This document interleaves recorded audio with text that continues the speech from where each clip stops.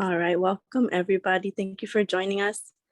This is our last Gender and Sexuality Committee meeting of this year, Gregorian and the Gregorian calendar. So our intention for today was to look back on the year and do some planning for the coming year. This working group has public webinar. Well, all of our meetings are public, but every other meeting is a webinar with more of a political discussion.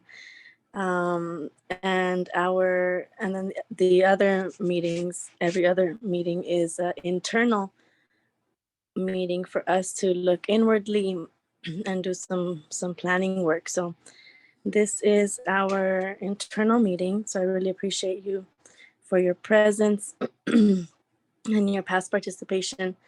Chela and I wanted us to look back on this year, reflect on what worked, what folks liked, and then do some planning for 2022 and think about what our work could look like this coming year. And just to get us started, to get to know each other a little bit more, if we could share our names, introduce ourselves, and something you might be looking forward to in the coming year. And yeah, my voice, I ate and it didn't sit well with me, so it came up right before the meeting. So I just had a little throwing up session right before this. So it's a little hard to talk, I'm realizing. But yeah, I look forward to having some more support. Thank you, Matios. I think I could finish my intro while I'm at it and then pass it on. And I'd be happy to share with y'all something that I'm looking forward to in 2022 is birthing another little human. Happy to share it, especially with some of my close relatives and friends here. And I think that's why I threw up. It was my first throw up. Usually everything sits really well, but it was not a healthy snack. It was a Campbell's mushroom soup, something I was just trying to eat before the meeting. And baby and I said nope. So I got to get some better food right now. But I'm happy to share that. And yeah, there's a lot more to share related to that and the work that we're doing. But I bring that into the spirit of our work today. And if folks need to go because this might not be the setting that folks wanted to contribute to. It's more of an internal meeting, but people are still welcome to to contribute to what worked and what can be better or what we could plot for next year. I'm gonna pass it to Matios next to me. Hey folks, Matios, he, him pronouns with the Stop LAPD Spying Coalition. I'm looking forward to warmer weather next year. I hate the cold. I hate being cold. I miss the sun. And but you know, I'm gonna enjoy this while it's still here, but I'm really looking forward to things warming back up.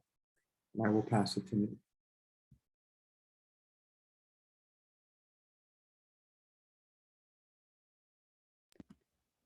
I'm not sure if you said Ni, but I'll go ahead. I'll go next. Hey y'all, I go by Ni or Nina, she, her, yeah pronouns. I'm doing good. I'm excited for just like thinking about other projects as well. I've been thinking a lot about like even like specifically with gender and sexuality about like also filing records or kind of learning more about how like a citywide nuisance abatement program or how specific LAPD programs have been targeting like sex work specifically. And so I'm really excited to kind of like learn more about those specific programs and yeah, looking forward to the, not the end of the year, but the like, yeah, what's coming up for the next few months and next year. And I'll pass it on to Linda. Hi, I'm just here to check this out. I've been seeing it online all the time, and I see that you have 98 of these or something. And so I just wanted to find out what's what's going on? Nice. Welcome, Linda. And we can make some space to share a little bit more about all the other webinars that we host. And maybe we could pass it to Susan or Andrew, whoever would like to share next.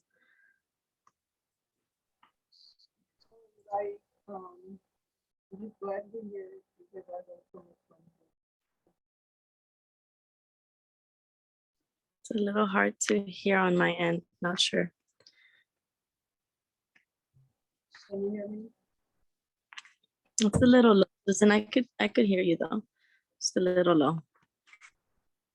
I just said thank you for.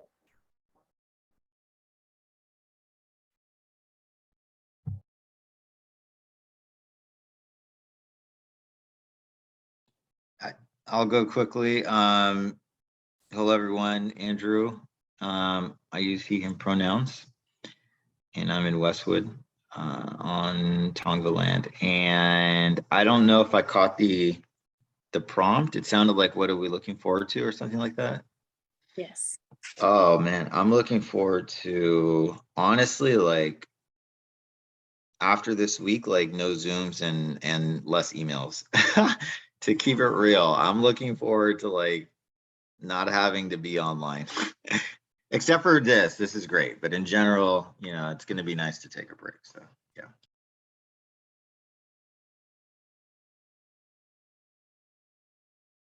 Yeah, glad you could join Chela and Hamid. Either one of you want to check in next? It's something you're looking forward to in the coming year.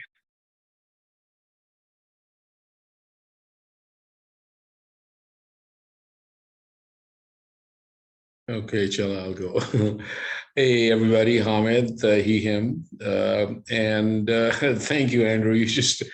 I was drinking my water and I got a really good laugh out of that one. So yeah, I'm also looking forward to just going, but I don't know, sometimes you have the phone as well. So it's almost, you're constantly dialed into some high-tech existence, but yeah. I'm looking forward to starting our hybrid meetings next year, but it all depends at what omnivore does. I don't know if it's omnivore or carnivore or whatever this new virus is, but depending as to how it settles. But you know, so definitely looking forward to it. We are kind of ramping up, and also to the reading circles that we are starting on the report on December 21st that we released, automating banishment. So thank you. And I will pass it on to Chela. Hey everybody, Chela Chile. What am I looking forward to? I'm going to completely be honest and say I don't know. Yeah, it's shit is real, you know. So yeah, I'm holding that. But yeah, I'm glad to be here tonight. I hear that, Chela. Thank you. Thank you all for sharing and for being here and contributing to tonight's meeting. We really would appreciate everybody's feedback. As I shared in the beginning, Chela and I thought this would be a great end of year meeting to just look back on the year, think about what's been working, and start plotting some things for 2022. Nee, you just shared in your check-in something that we could elaborate more on or hear more about around the sex work and that targeting that you mentioned. So that's what we're looking for in this meeting. And Hamid, as you mentioned, the possibility of hybrid meetings, I think these internal working group meetings would be great to have as well. Just gonna give a moment for someone else to join. Welcome, Sydney. We just finished a round of introductions. Feel free to take your time as you settle in if you want to just introduce yourself, your name, and something you're looking forward to in the new year. If you feel ready to share, we just haven't heard from you. So hi, my name is Sydney. I go by she, her pronouns. And one thing I'm looking forward to in the new year is starting a new chapter within my PhD and taking my qualifying exams.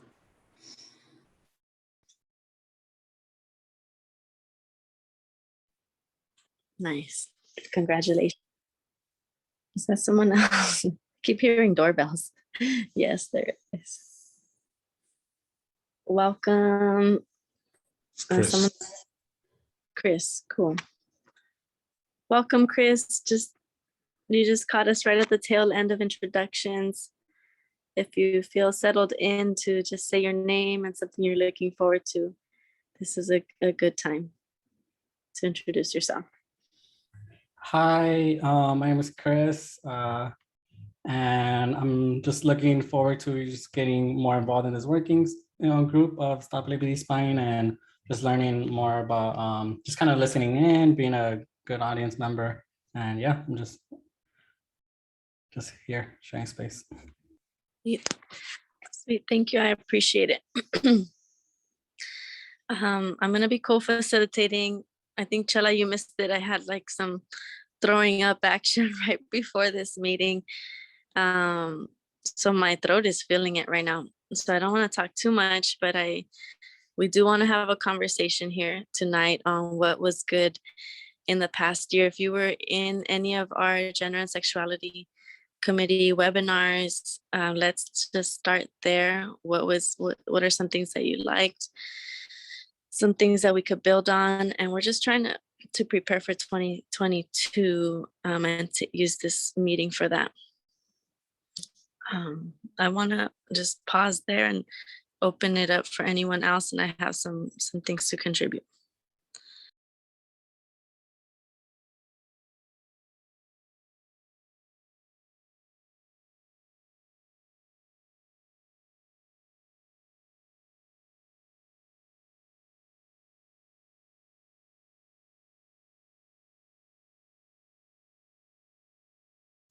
Looks like Andrew has his hand up. Yeah, for me, in terms of the past year with this group, and I've tried to attend as many as I can, and I know that I try to be on as long as I can, but from what I've gathered, I've really appreciated the wide intersection of topics around policing. And I think that a lot of folks, when they approach the policing topic, just look at it through one lens and don't see how it impacts all of our lives all the time, 24/7. So with this group, I have loved the wide array of intersection, and then coalition building I've seen lately with like the street watches and other groups around town, and really delving into like how it intersects with like homelessness and other topics, like in housing and other topics like that. So I just want to say, like, I personally love that piece, because yeah.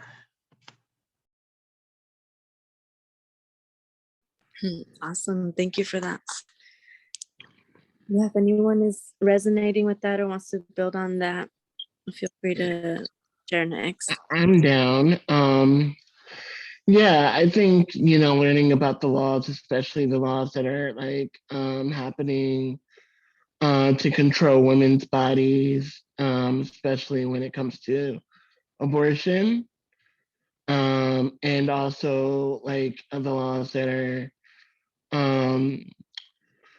happening to control trans and queer youth as well. I think those were really impactful.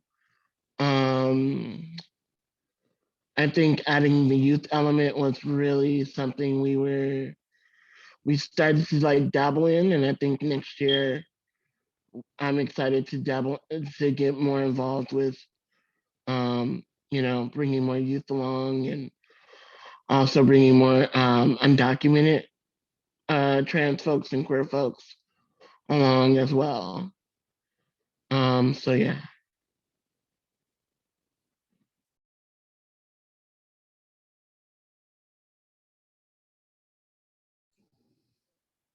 Thank you, Chela. For me, one of the, I don't know if anyone else is trying to go next. I can't see everyone at the same time. But for me, one very impactful webinar that we hosted was with some of the folks from the Red Comunitaria Trans, the trans community network based in Colombia. They were able to participate with us in the midst of mass attacks, mass murder by police. It was a risk to even, you know, to even partake in that time, because it was in the middle of war. And the person who shared a testimony is Daniela Maldonado. Yeah, and it was very memorable for me. And it just so happens that today they reached out. There had been a gap in communication for a couple months. And they reached out because there was another, just more attacks by police on some of their members, and particularly on the dance troupe, that the abolitionist dance troupe that's been on the streets facing the police.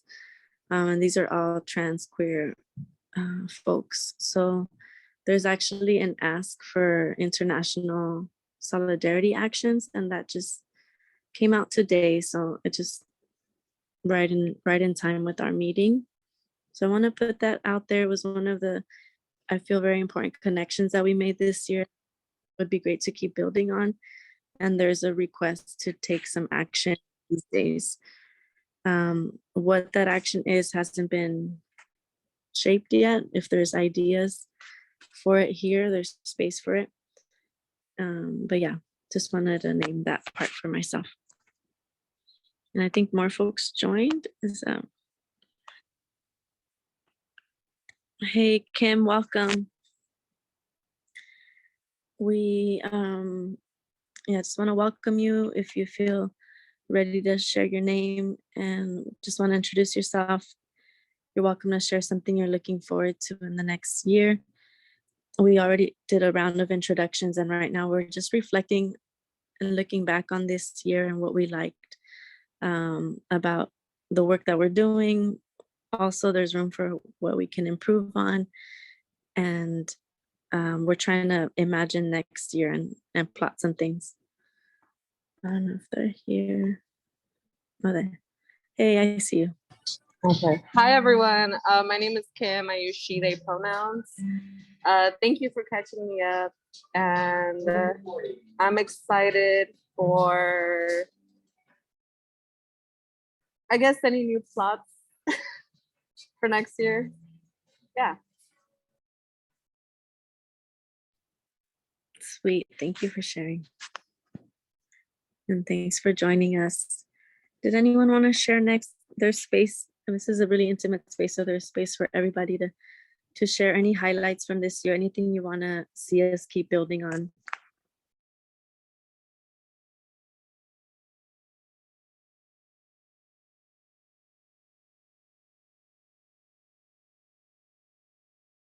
I can go.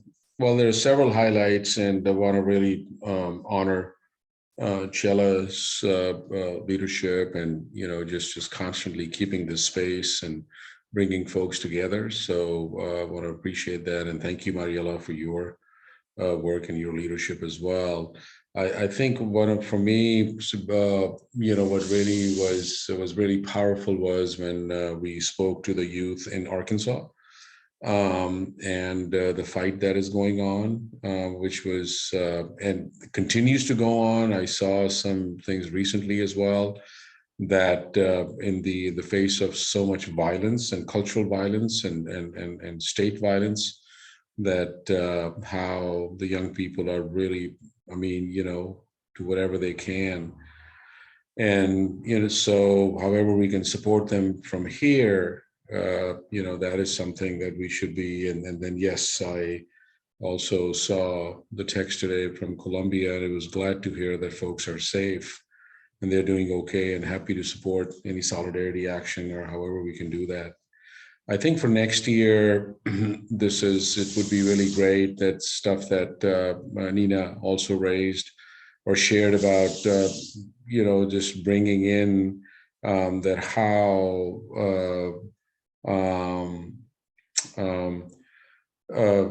sex workers are being impacted, and how, just these citywide nuisance abatement programs, which is all data-driven policing, which is at the center of the report that we released in the link, the website link that I just put in there, that how they themselves are being criminalized as a result of that, how the building that they live in becomes targeted as well. So along with that, the other pieces to that being that how now they are beginning to set up systems for license plate readers to start targeting people as well. This goes back to which was on, in the works about 4 or 5 years ago, when Nuri Martinez has suggested to note down license plate numbers and send people Dear John letters under the guise of sex trafficking and all of that, to really go after sex workers. So there's a lot of things happening around data-driven policing and various other things as well. So I would love to see that.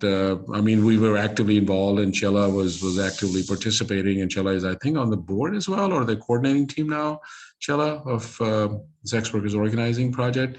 So how do we kind of revive that? And then the second piece also I would love to see is to looking at the broader impact of 4118, the zone encampments, which is impacting particularly women or femmes, and then increasingly children as well. So that would be that. How do we bring in that conversation in our organizing? And there's a lot of stuff that folks can talk to, where DWAC and the group at LA Can has been building that power. So those are some of the things. And there was one more thing that just as I'm talking, I forgot. So it'll come back in a little bit. So yeah, thank you.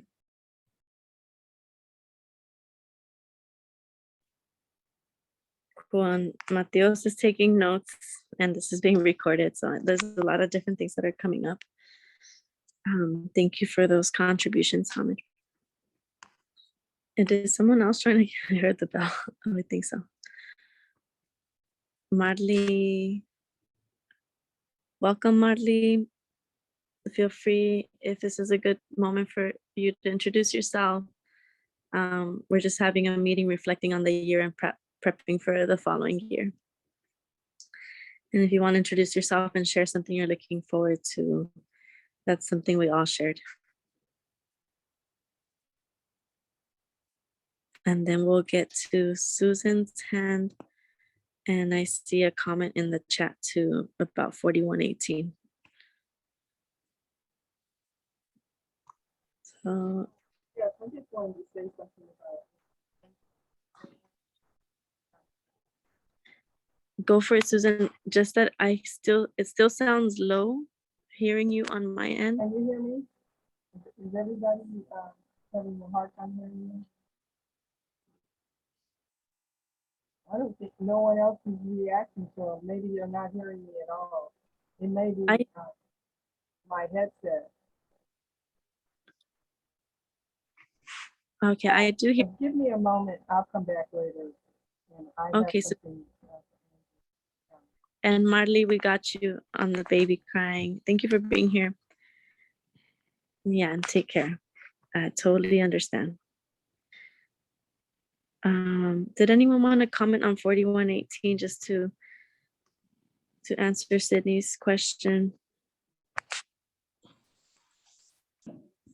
Sure, I can do that. Mateos, Nina, either one of you want to go? Okay. Okay, so for folks who may not know, 4118 was a municipal code that was established in the city of Los Angeles back in the 1960s. This was a continuing piece of especially targeting when they would talk about loitering and vagrancy and various other things. That was a time that the city was kind of transforming. Skid Row was being formed.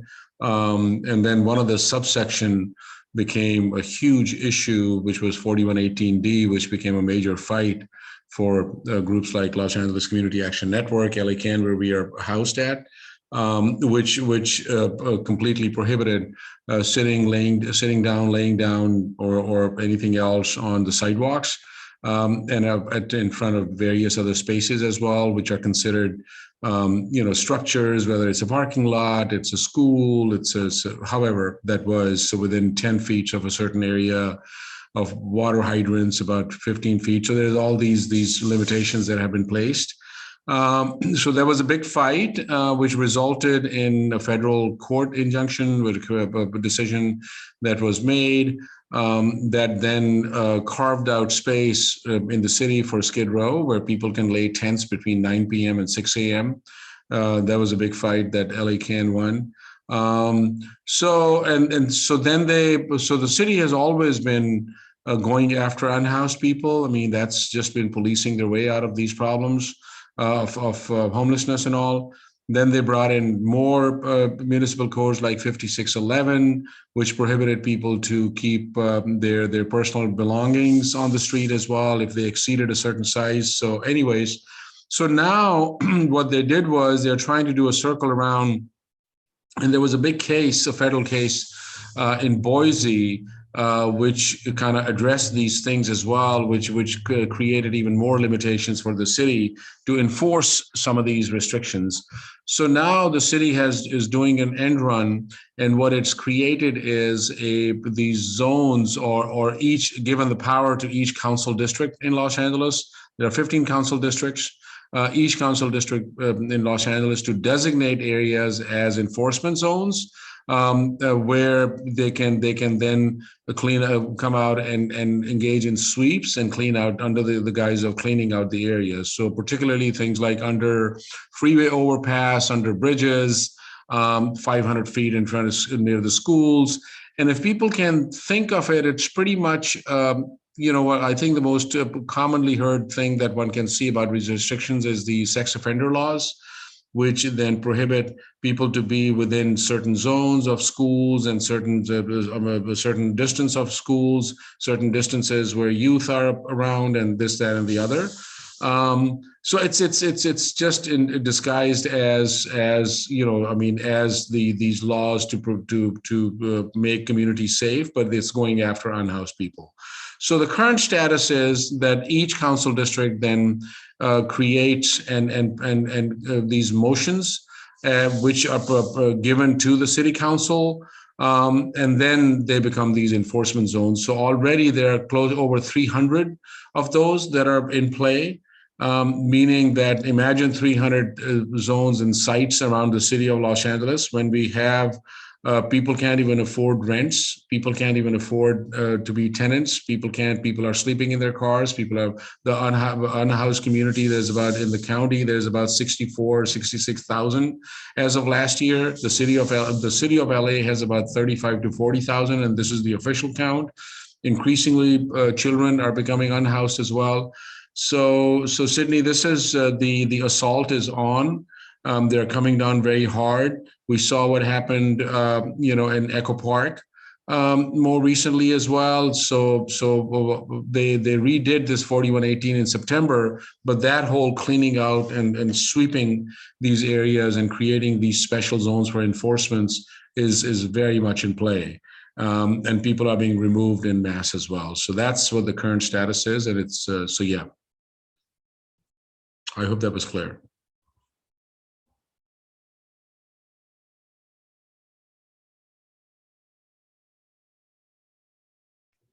Yes, thank you, Hamid, for that.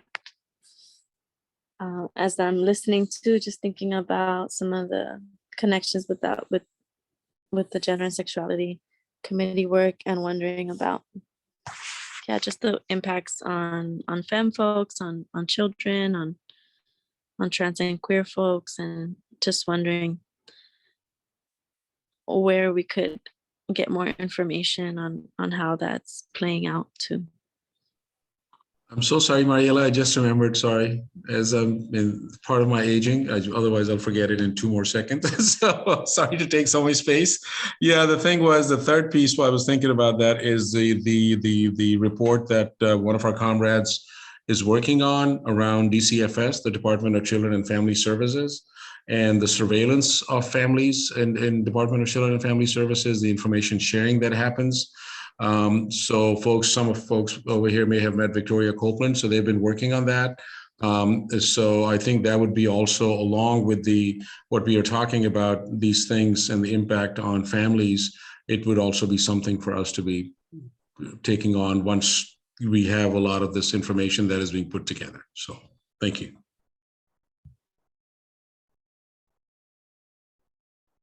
I'm back now, a little better headset.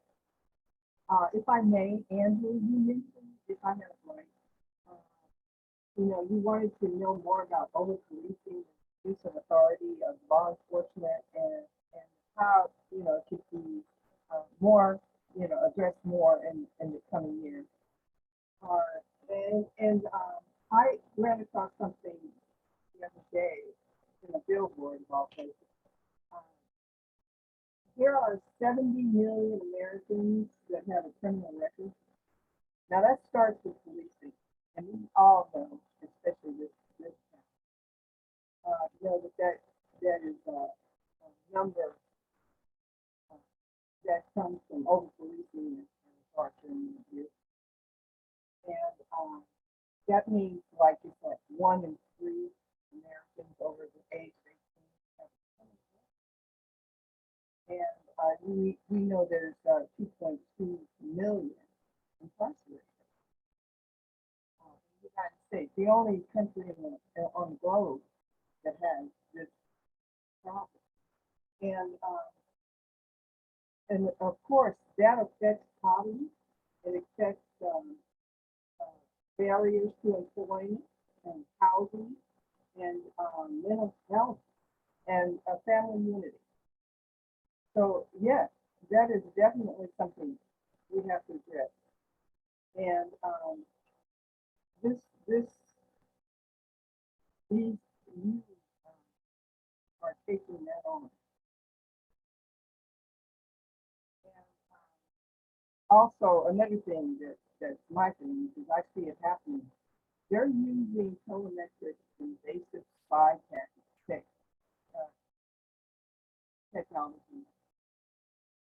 So they have the ability to take it to another level. And they've got to be brought down from that. That's too much. They can make criminals out of people. And obviously, that's what they're doing. We have 70 million people that have criminal records, and that starts with policing.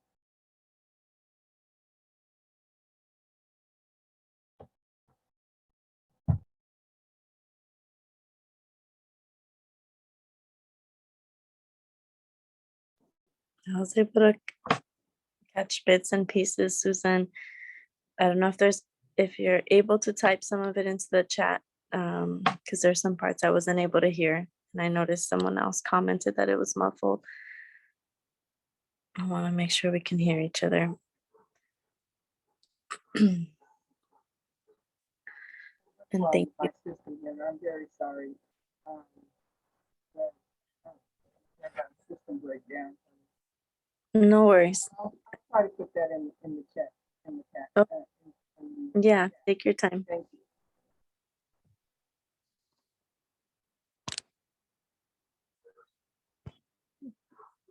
Anyone else we haven't heard from? No pressure. Just if you've been in any of these meetings and there's something you want to bring back or bring up, feel share.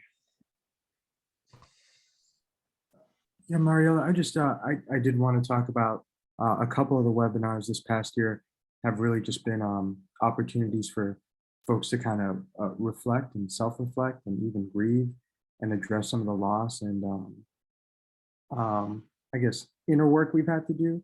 And I've really valued that. And that's something that the GNS group kind of exclusively provides within the coalition. And so I'd love to see more of that in the upcoming year. Sweet. Thank you for that feedback.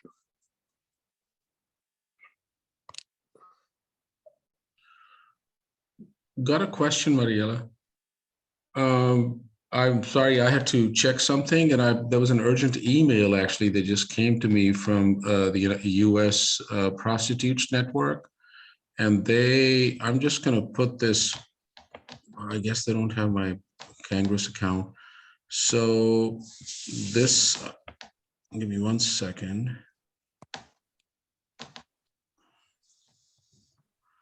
So I just posted it in, put it in chat. And they are about plans about the LAPD will be implementing during Super Bowl, which will be held at SoFi Stadium in Inglewood.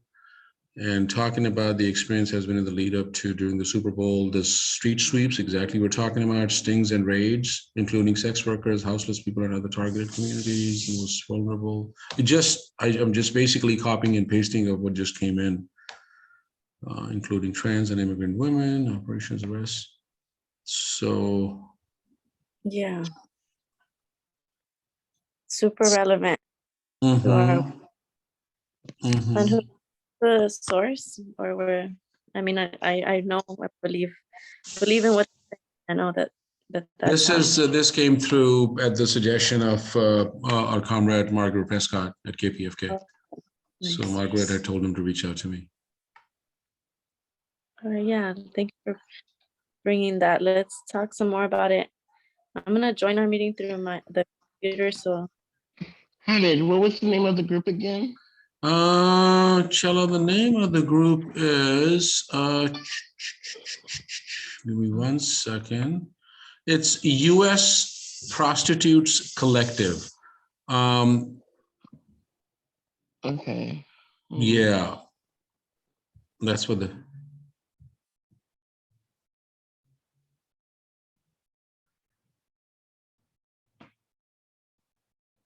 and the Super Bowl is like February, more or less. I think March. I don't know. It always just comes around for me, and it's suddenly happening. But yeah, I think this would be something important for us to tackle, and just thinking about how our committee's work could be more on the ground as well, and what kind of work we could do in the streets where folks are being targeted. Yeah, I have an idea. Yeah. And maybe just starting with teaching the public about the differences between sex trafficking and sex work, and really begin there. But I was also interested in the conversations that were happening about MacArthur Park and how a lot of the violence that happens to Latinx trans women is kind of being framed as gang violence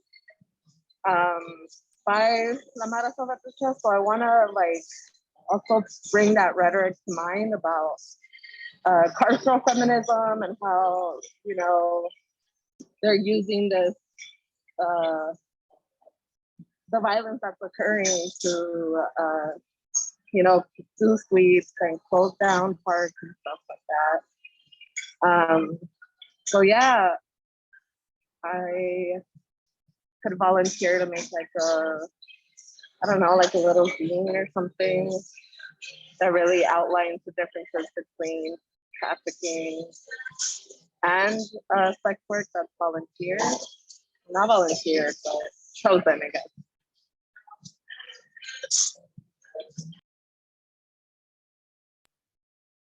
Yeah, thank you, Kim. Go for it, That's Chella. a good idea. Yeah. At SWAP, we've been, that's one of the things we, of course, SWAP is Sex Workers Outreach Project, which I'm a part of as well. And that's one of the things we definitely have been talking about when we do our Sex Worker 101. We just tack on a little bit of it, we don't go into it in depth, but yeah, that's a good idea. And I didn't know that violence against trans women who are Latina was being viewed as just like gang violence, especially with MS.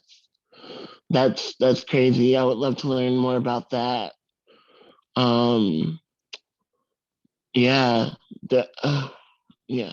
Anyway, anyone else? Anyone else have anything to add?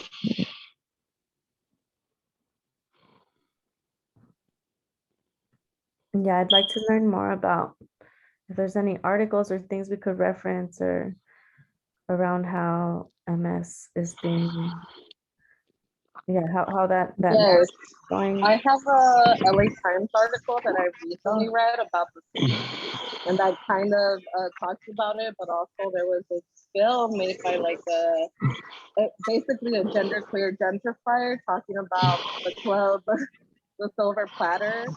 I don't know if anyone's Oh familiar with it. wow! Yes, Yeah, that's a yeah. Latino bar, MacArthur Park. Yes, yes. So it was kind of seen as like a safe haven for trans Latinas, but this kind of like new hipster wave really exposed it as a space that was friendly for genderqueer people. And with this new exposure, of course, came violence and heavily policing. So there's not much else that connects trans Latina violence to gangs aside from like the narratives that I've been reading about this film, which isn't new. And news coverage, I think. But it's kind of a symptomatic, right? Like it's not really expressing why is it that racialized people are transphobic. And that this ultimately comes from like US carceral logic, colonialism. I feel like it's seen as like an intra-community problem, like Latinos are just transphobic. Like, no, let's talk about colonialism. Let's talk about all these different things that have been kind of pushed onto us as racialized people who didn't really, have these existing binaries before colonialism and slavery.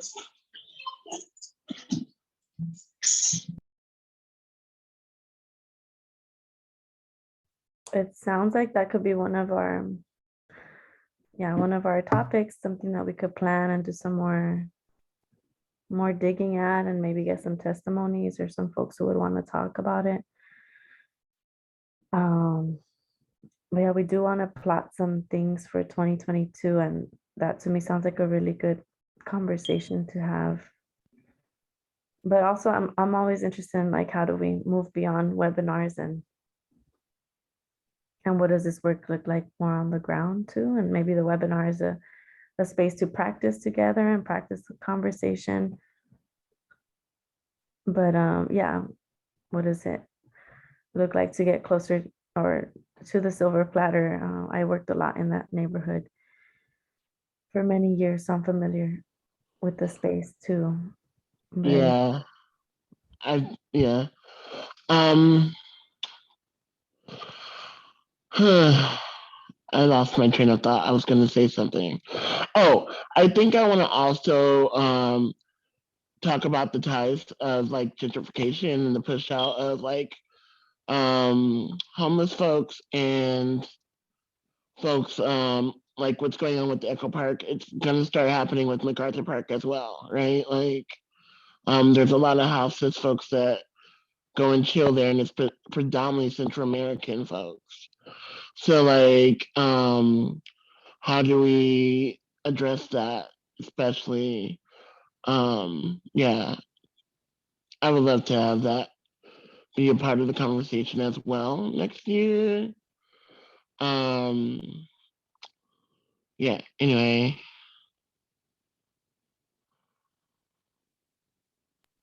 yes, yeah, we could after this meeting, all the different topics that folks are bringing, we could just start kind of mapping them out through the months of the coming year too, and organize it in a way that makes sense in terms of organizing and maybe prioritizing the fact that this targeting towards sex workers is happening around the Super Bowl, and I do believe it's towards the beginning of the year, so maybe we could start there.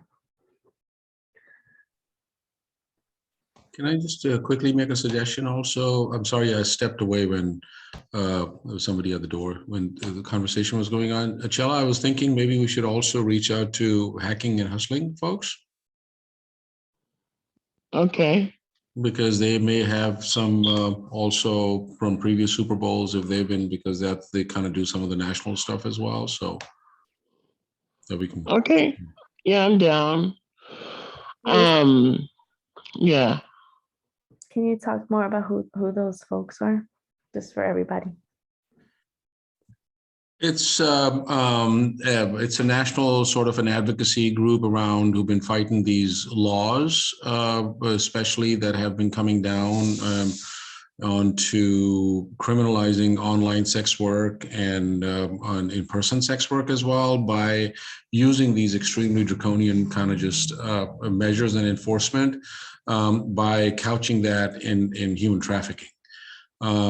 So that has become really, like, even in LA, that's been their get down as well, where they use this language of human trafficking, and then go after, you know, people where, you know, just, and not to say that it's not happening, and not to say it's not on a very wide scale, but it's really just a really fucked up way to go after sex workers. You know, and that's the guys. So hacking and hustling have been fighting a whole bunch of laws on a federal level, and it's a group of really awesome just sex workers. We've had talked to them. We kind of just did a couple trainings around the algorithmic ecology with them as well, and they were looking at some of the stuff around the predictive policing hotspot enforcements and its impact on sex works. Particularly street sex work. So we've been in kind of worked with them in the past. So just to kind of check in with another group as well.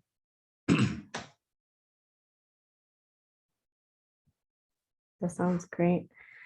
And is that something you and Chella could do? Just want to kind of start formalizing some of the proposals. Cool. Yes. Definitely.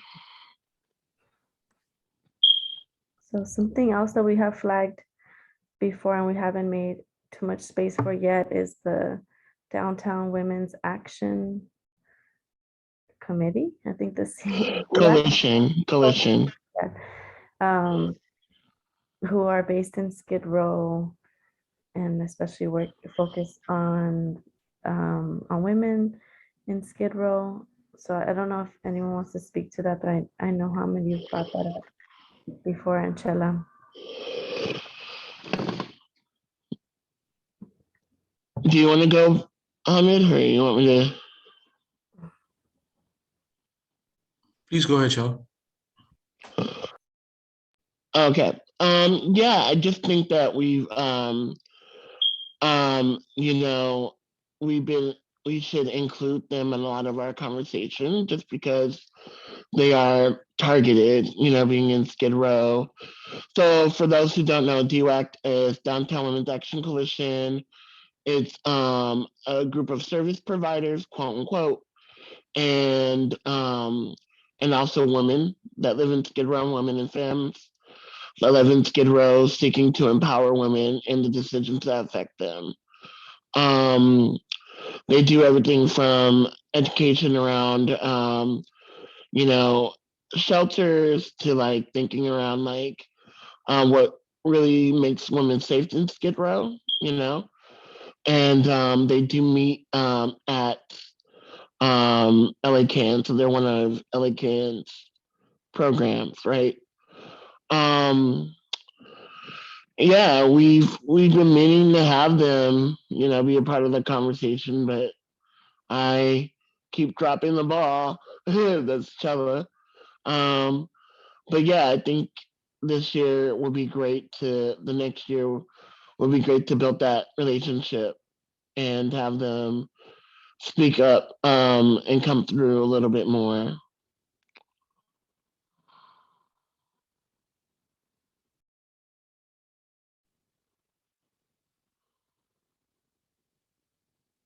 Thank you. Any questions?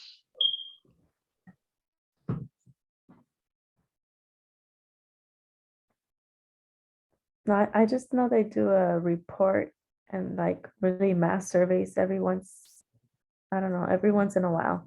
I've helped them do some surveys with folks on the ground on just all the different conditions and things that folks are going through. So I'm not sure if anyone or Chela, where that work is at and how we could highlight that work and their findings.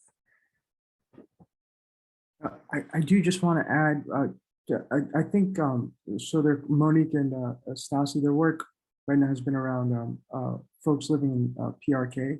And so folks have been kicked out for arbitrary reasons. And so just kind of talking to the women that have been kicked out, the femmes for any number of reasons. And I think that ties into 4118 because that's how a lot of folks end up in project. Thank you, Ahmed, for spelling that out, in project room too. So that might be an avenue of intersecting this partner. And I believe they're also coming out with a report. If that hasn't already been released, it should be coming up about like in conversations and talking about like specifically like femmes and women in Skid Row and how specifically they're targeted as well. And I believe that that should be a report that's coming out. And then just to go back into the what was conversations about the zine, I think also one thing that maybe potentially would be cool to also include is like how like the financial like businesses as well are also part of that targeting sex work. So I'm thinking about like OnlyFans and other platforms where was started off with specifically with sex workers, but has been co-opted and now is targeting folks, specific folks as well. And so how like master visas and different banking companies also act as are deputized to police like sex work and to police folks as well for that. So I think that like yeah, like the police state, but also like all the different even ourselves, how we police folks and how we police like folks and we don't really believe in autonomy, in the like autonomy of individuals. And so that definitely is something that I've been thinking about too.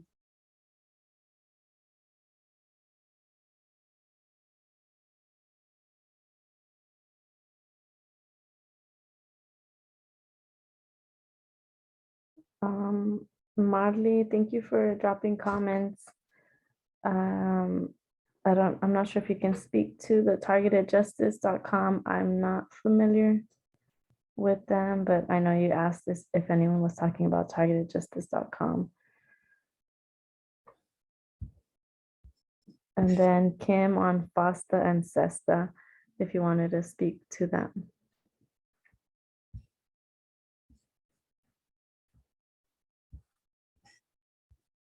And Marley, if you're not able to speak out loud. Yes, SESTA FOSTA was is a law that was criminalizing online sex work. It's where they were saying it's targeting sex trafficking, but it of course criminalizes and creates criminalizing sex work. I think it was or I think yeah, I don't remember but yeah, that was pretty much what I remember. Thank you, Matios. And I don't know if Kim, you wanted to add anything else? No, I was just going off of what Nee was talking about in terms of yeah, basically like how Stop LAPD Spying has the map of contributors and actors in banishment and gentrification. I feel like the same thing can be done with the policing of sex work,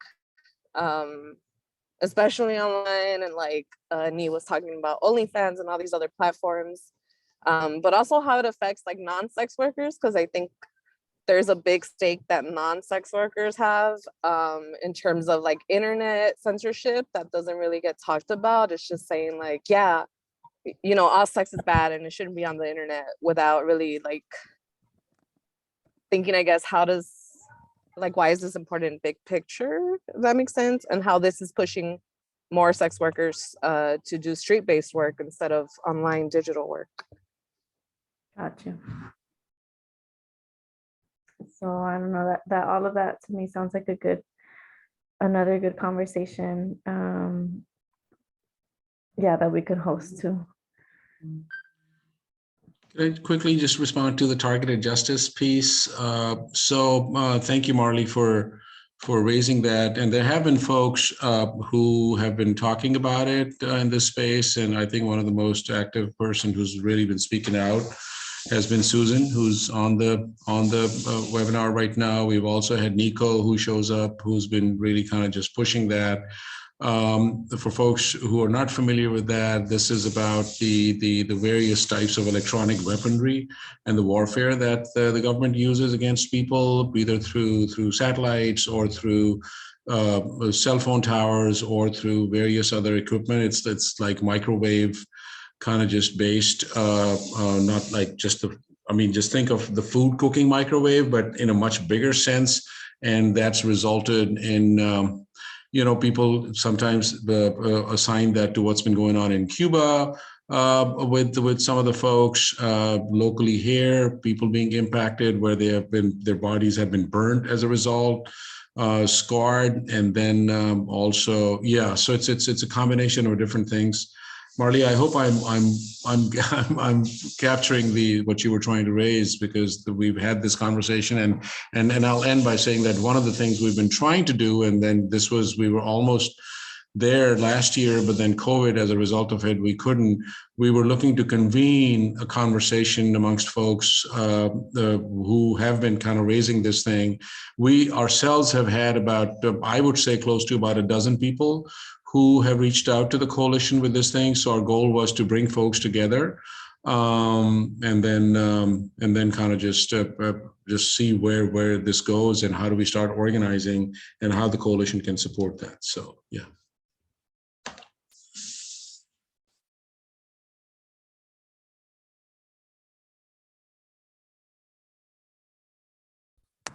Cool. And I also see Marley dropping other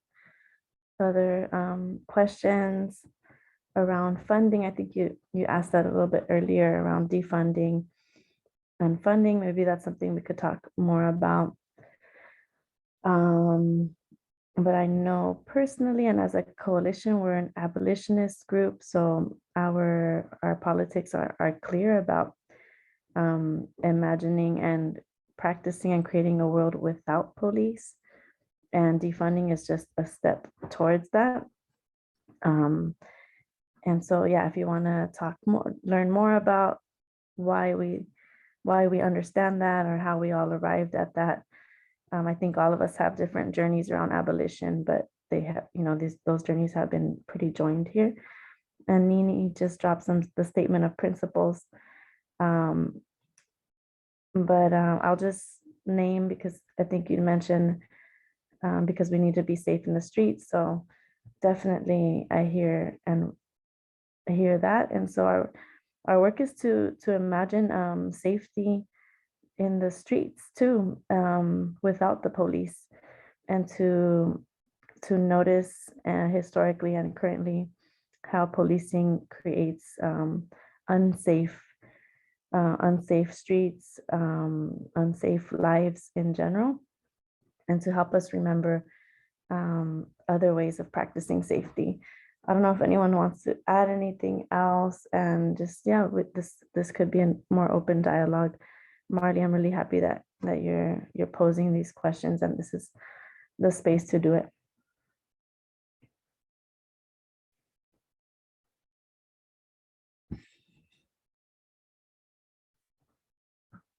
One thing I can pull up on the screen real quickly. I'm sorry, Mariela. This is just to build on Kim's comment and about so just wanted to make sure what Kim was talking about, everybody is aware. So this was a map and I'm not going to make Chris blush, but compliments Chris, who's on the call, who made this amazing website for automating banishment. And in this map, basically we mapped and it's a pretty extensive map. We mapped all the hotspots in Skid Row and various places. All the names that we see are laser zones and anchor points where people were murdered by the LAPD in these enforcement zones and targeted zones. So this is almost like kill zones that were created by LAPD, where they had a free reign in just going and murdering people. I mean, within just a span of 6 months, one time they killed 6 young people between the ages of 14 and 16. And then 4 of them were shot in the back. And this goes into other areas as well. This is where Jesse Romero was killed. So anyways, just wanted to kind of give a visual. I don't know, Kim, if you wanted to share something when he was thinking of this map as to what we can do.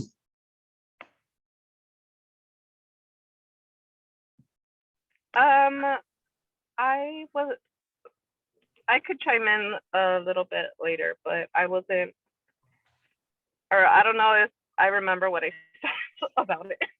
Sorry. Thank you.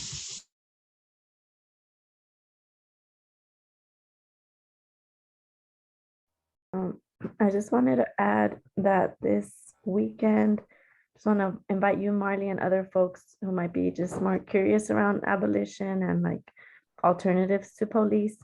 We're having a youth convening Friday and Saturday. And Saturday, a comrade, Kat Brooks, is going to be speaking on alternatives to 911 and the anti-police terror project. So I'm just going to drop the link to register if you want. It's a free convening and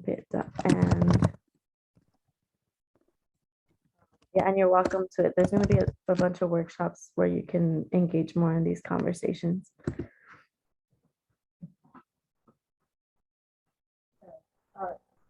Forgive my silence on We can kind of hear you, Susan, but it's still low, and it might be better to put it in the chat. Just because really low. Yeah, because it's difficult for me to write all this down. Totally. Because I'm not even sure what I'm going to say. Can you hear me? I can hear you, but super low. It's still really hard. I don't know for other folks. Yeah, forgive my silence on this because I feel like I've practically been conditioned to feel like speaking on targeting is like not real, and it's very difficult to explain because the technology is so high tech. Most people don't understand how it can even be happening or that it's not real, but it is very real.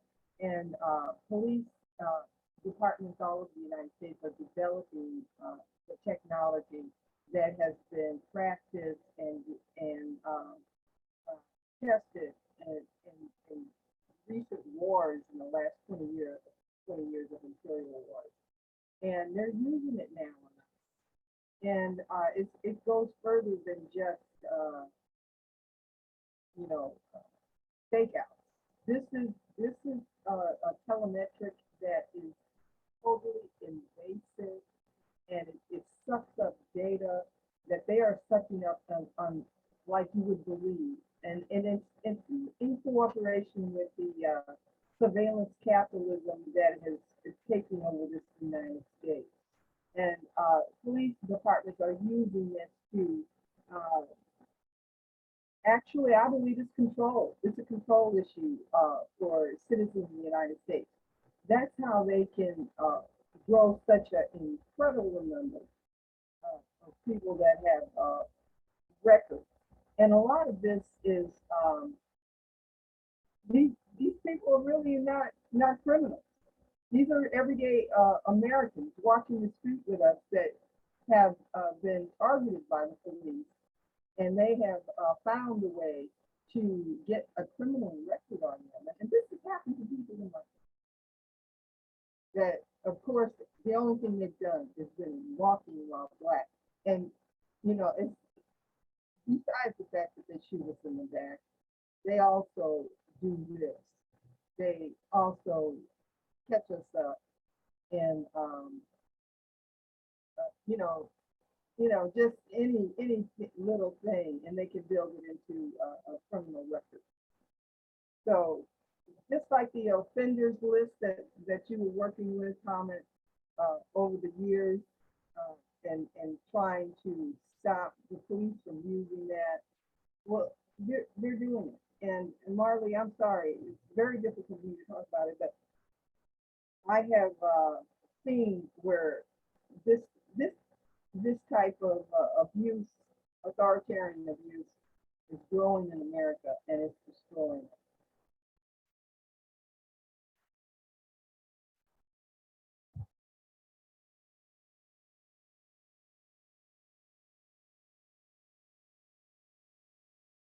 Cool. Any other responses or comments?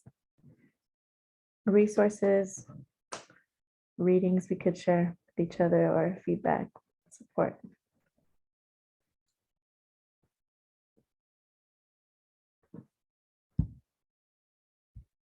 Hi, this is Chris. I was just wanted to remind that I really like the kind of international solidarity and like cross-national solidarity that the coalition has had. So for example, like I think Hamid mentioned earlier, like kind of just like the fight that was going on in Mexico, that was really like amazing to hear. And in addition, kind of just like beyond like just this working group, kind of just like for example, like the community policing group, and kind of just like when we start thinking about the ways we police each other, beyond cops, it's also very important to bring in like how we police each other, like fundamental ways of policing in schools and in our communities have been very, very like strongly engraved throughout patriarchy and like gender and like the way people dressed and kind of just like harass each other. So I think kind of just like these conversations have been impacting like different working groups across the coalition, and I think this group really brings it to focus, and like I'm just really thankful for everyone that has been sharing, and excited for what the year brings to yeah. That's what's up. Thank you, Chris, for that feedback. Yeah, I echo that. I definitely, this has been a space for us to think about how policing is very much in our, gets in between us too, or even just internally, the way we can police ourselves and each other, but still how it still ties back to these systems that we're operating in, that we learn to police from. But I think that makes another good topic, and we could delve into that, because it really is part of what dismantles movements, is the way we police each other, or just what breaks communities or funnels our folks into incarceration. It makes me think about the way a lot of families are like just police each other, or neighbors call cops on each other, on policing in the way people are parenting, and then we get our children funneled into foster care systems, or just more children stolen and separated from their families. And that I really think is an important topic within this work. DCFS, that's something that we have built on, and I think we should keep building and build more solidarity with families who have been separated.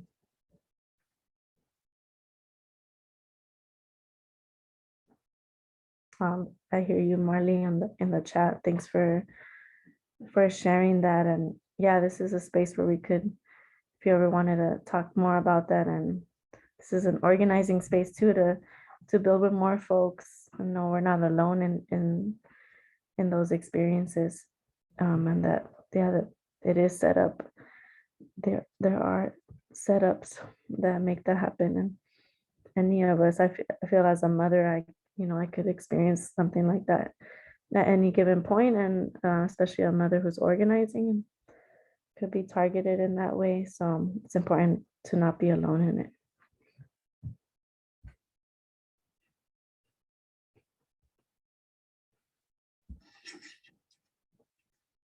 Anyone else? Muriel was saying that, because a lot of this falls on women. I don't know what the statistic is on that 70 million record, but a lot of that, it falls on the women and hurts them and their children. And Marley, I'm so sorry.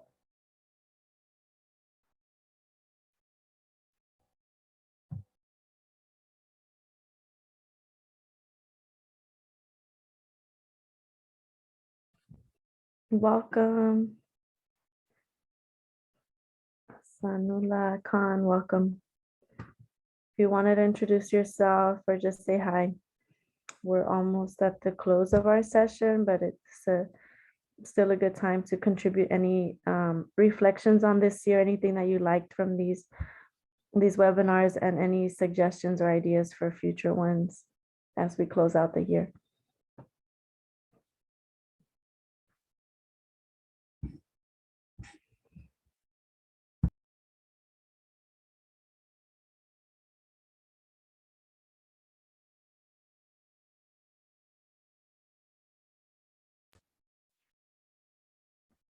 Anything else, Chela, you want to add before we close out, or anyone else? There's a lot of topics that we touched on. No, except for I'm really excited to do more takeovers next year, and as Hamid said, hybrid groups. But yeah.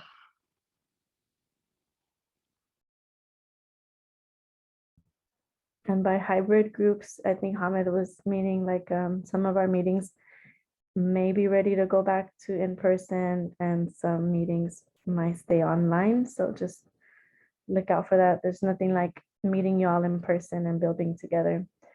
So, and we're housed at LA Can in Skid Row. It would be great if we just take a moment to share what our other meetings are coming up in the rest of the month, so folks could tune into those. This is not the last meeting of the year. This is just the last meeting of the year for Gender and Sexuality Committee.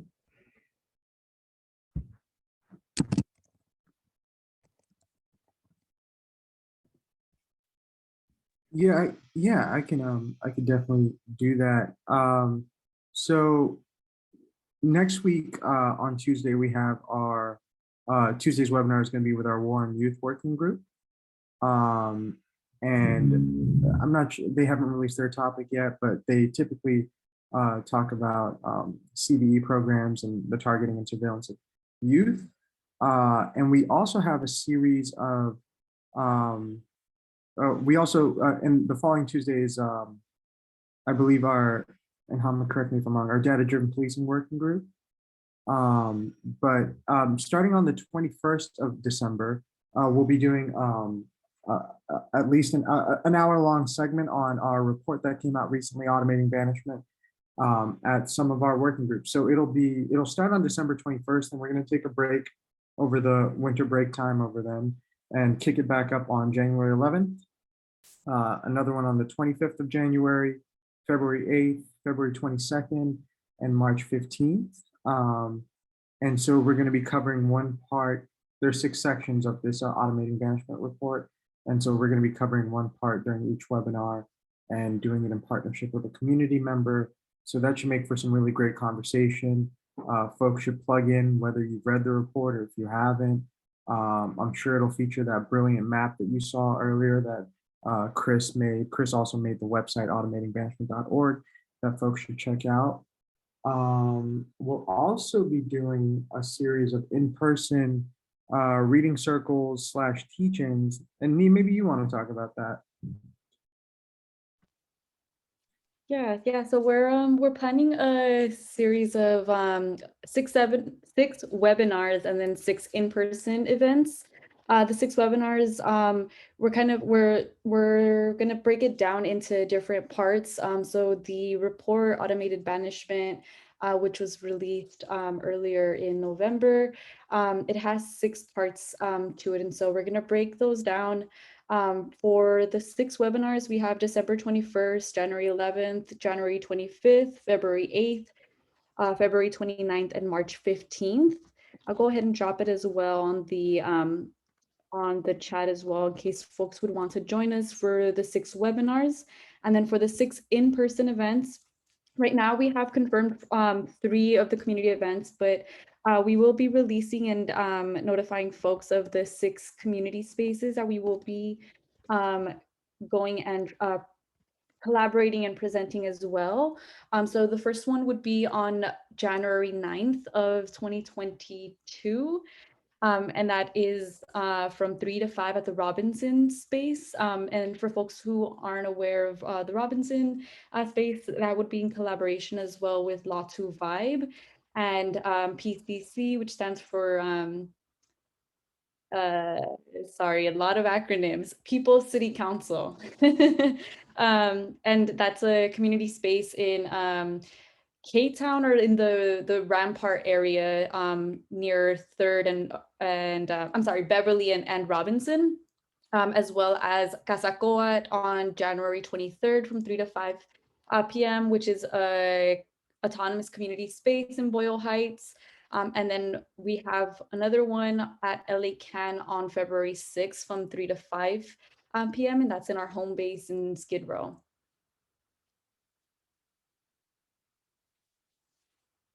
And then if it helps, I have a slide, but for just so folks are aware for the webinars.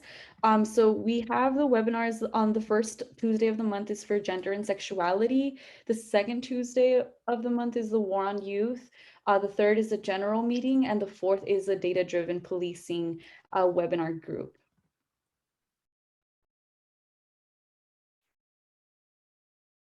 Thank you, Nia and Matios. If anyone has any questions, feel free to share while we're here. Yeah, and if there's any closing thoughts, this is a good time to wrap together.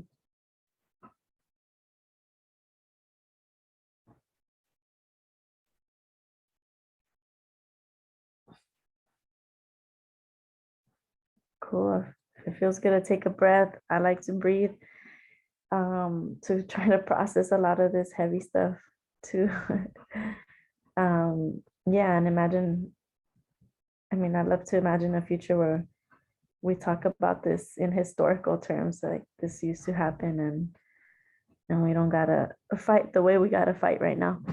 But we do, and so I'm really grateful to be in community with y'all, organizing and imagining something different.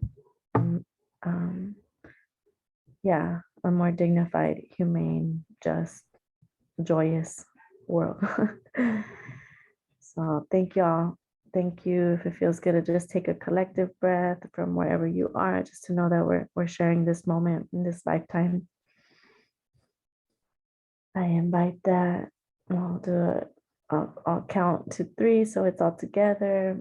1, 2, and 3.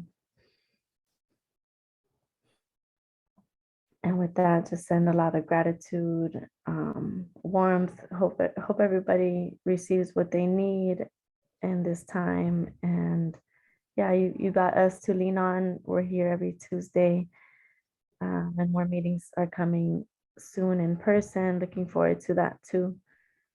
But feel free to reach out to us. We have a general email, stoplapdspying@gmail.com. If there's things that you talked about that you want to elaborate on, or other suggestions that come up later after after this meeting, you can still reach us.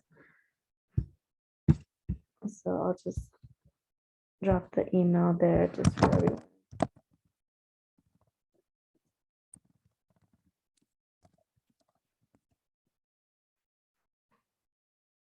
Cool. So with that, we'll close. Y'all, thank you so much. Thanks for you. Thanks for being here. And see you next time or next year. Thank you all for facilitating. My pleasure. Thanks for having Thank you, Chela. Thank you, Mariela. Have a good night. Good night, y'all. Peace. Baliwan. Good night. Thanks, everybody.